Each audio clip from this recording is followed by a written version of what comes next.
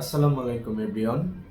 ইতিমধ্যেই আমি অনেকগুলো ইনকোয়ারি পেয়েছি যারা আমাকে বলেছে যে ভাইয়া আমার তো আইএলটিএস স্কোর আছে, আমার তো 6 পয়েন্ট আছে, আমি ইউকেতে অ্যাপ্লিকেশন করতে চাচ্ছি, বাট প্রিকাস একটা ইন্টারভিউ যে আছে ওই ইন্টারভিউটার জন্য তো আমি পারবো কিনা, বা অ্যাপ্লিকেশন করলে যদি আমাকে রিজেক্ট করে দেয়, বা আমার তো আইএলটিএস স্কোর অত বেশি ভালো না, তো সেই ক্ষেত্রে আমি কি ঠিকভাবে কথা বলতে পারবো কিনা।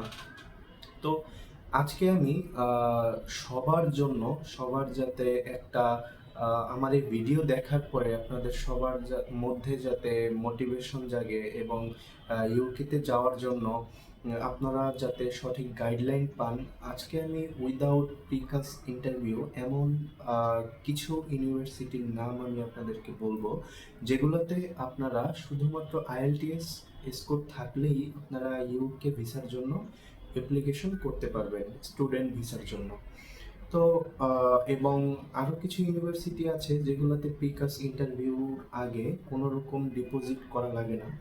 তো উইদাউট প্রিকাস ইন্টারভিউতে আপনারা যেই যেই ইউনিভার্সিটিগুলোতে আপনারা আবেদন করতে পারবেন এবং আপনারা ভিসা পাবেন, নাম্বার ওয়ান হচ্ছে University of Surrey, number two হচ্ছে University of Sussex, number three হচ্ছে University of Exeter, number four হচ্ছে Nottingham Trent University, number five হচ্ছে University of Liverpool, number six হচ্ছে ইউনিভার্সিটি অফ ইয়র্ক।